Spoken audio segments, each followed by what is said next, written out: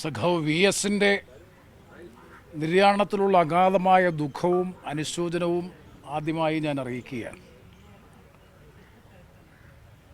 അദ്ദേഹം മുഖ്യമന്ത്രിയായിരുന്ന ഗവൺമെൻറ്റിൽ മന്ത്രിയായി പ്രവർത്തിക്കാനുള്ള 5 വർഷവും അതുപോലെ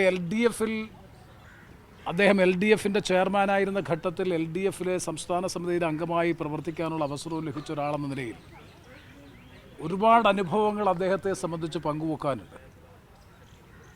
ഒരു കാര്യം ഞാൻ പറയാൻ ആഗ്രഹിക്കുന്നത്, പാർശ്വവൽക്കരിക്കപ്പെട്ട സാധാരണ സമൂഹത്തിൻ്റെ താല്പര്യങ്ങളുടെ മുമ്പിൽ വിട്ടുവീഴ്ചയില്ലാത്ത സമീപനം സ്വീകരിക്കുന്ന യഥാർത്ഥ ഇടതുപക്ഷ രാഷ്ട്രീയത്തിൻ്റെ മുഖമായിരുന്നു സഖാവ് വി എസ് എന്ന കാര്യത്തിൽ ഒരു സംശയവും വേണ്ട.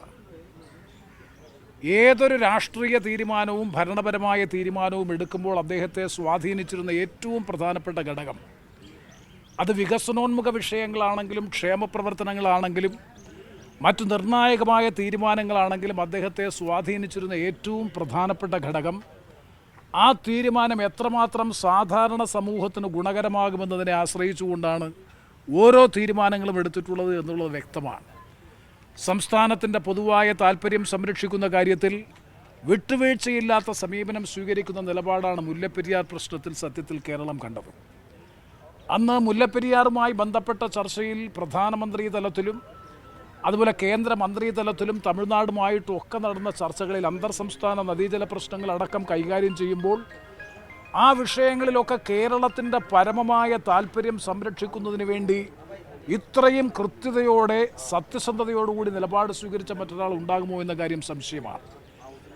ആ നിലയിൽ എല്ലാ കാര്യങ്ങളിലും, അതാണ് ഞാൻ നേരത്തെ സൂചിപ്പിച്ചത്, സംസ്ഥാനത്തിൻ്റെ പൊതുവായ താൽപ്പര്യങ്ങൾ സംരക്ഷിക്കുന്ന കാര്യത്തിൽ വിട്ടുവീഴ്ചയില്ലാത്ത സമീപനം, ഭരണപരമായ തീരുമാനങ്ങളെയൊക്കെ സ്വാധീനിക്കുന്ന ഏറ്റവും പ്രധാനപ്പെട്ട ഘടകം, നിസ്വസമൂഹത്തിൻ്റെയും ജനപക്ഷ രാഷ്ട്രീയത്തിൻ്റെയും വക്താവായി പ്രയോക്താവായി എക്കാലവും കേരളത്തിൽ അറിയപ്പെടുന്ന ഒരു രാഷ്ട്രീയ നേതാവ് എന്ന നിലയിലൊക്കെ സംസ്ഥാനത്തിന് ഒരിക്കലും വിസ്മരിക്കാൻ കഴിയാത്ത ഒരു ഭരണകർത്താവും രാഷ്ട്രീയ നേതാവുമായിരുന്നു സഖാവ് വി എസ്.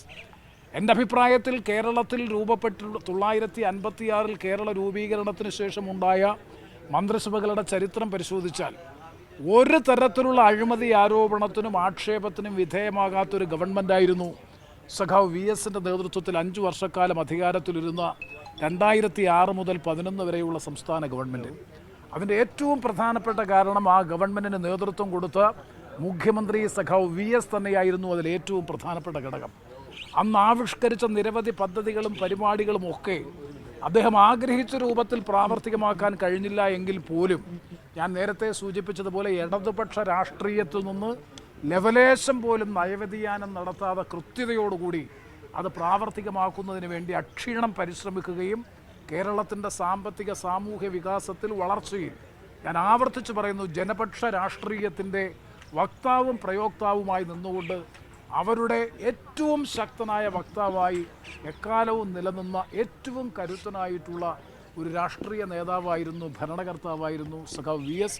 പ്രതിപക്ഷ നേതാവ് എന്ന നിലയിൽ അദ്ദേഹം ഉയർത്തിക്കൊണ്ടുവന്ന ജനകീയ പ്രശ്നങ്ങൾ, ആ ജനകീയ പ്രശ്നങ്ങൾ പരിസ്ഥിതിയുമായി ബന്ധപ്പെട്ടുകൊണ്ട്, സ്ത്രീ സുരക്ഷയുമായി ബന്ധപ്പെട്ടുകൊണ്ട്, അഴിമതിരഹിതമായ അഴിമതിക്കെതിരായിട്ടുള്ള പോരാട്ടം അടക്കമുള്ള നിരവധി പോരാട്ടങ്ങളൊക്കെ നടത്തുമ്പോൾ തികച്ചും ആർജവത്തോടുകൂടി നല്ല ആത്മശക്തിയോടുകൂടി ഇടപെടാനും പോരാട്ടങ്ങൾക്ക് നേതൃത്വം കൊടുക്കാനും കഴിയുന്നത് സത്യസന്ധമായിട്ടുള്ള പൊതുപ്രവർത്തനവും അഴിമതിരഹിതമായ പൊതുജീവിതവും നയിച്ചു എന്ന ആത്മബലത്തിൻ്റെ അടിസ്ഥാനത്തിലാണ്.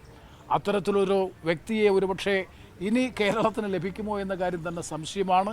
അദ്ദേഹത്തിൻ്റെ രാഷ്ട്രീയമായ ഇച്ഛാശക്തി, പൊളിറ്റിക്കൽ വിൽ, അത് ഏറ്റവും ശ്രദ്ധേയമായിട്ടുള്ള നിർണായകമായ പ്രതിസന്ധി ഘട്ടങ്ങളിൽ പോലും അചഞ്ചലമായി നിന്നുകൊണ്ട്, അക്ഷോഭ്യനായി നിന്നുകൊണ്ട് ആ പ്രതിസന്ധികളെ അതിജീവിക്കുന്നതിനുള്ള ആത്മബലവും ആ ഒരു ധൈര്യവും കരുത്തും ശക്തിയും അനിതര സാധാരണമെന്ന് മാത്രമേ വിശേഷിപ്പിക്കാൻ കഴിയൂ.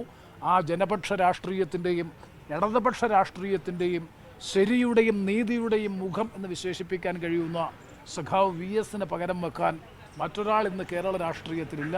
അദ്ദേഹത്തിൻ്റെ ജ്വലിക്കുന്ന ഓർമ്മകൾക്ക് മുമ്പിൽ ആദരാഞ്ജലി അർപ്പിക്കുന്നു. തീർച്ചയായും അദ്ദേഹം കേരളത്തിൽ എക്കാലവും കേരളത്തിൻ്റെ രാഷ്ട്രീയ ചരിത്രത്തിന് വിസ്മരിക്കാൻ കഴിയാത്ത ഒരു രാഷ്ട്രീയ നേതാവായി കേരളത്തിൻ്റെ മനസ്സിൽ നിറഞ്ഞു നിൽക്കുമെന്ന കാര്യത്തിൽ ഒരു സംശയവും വേണ്ട.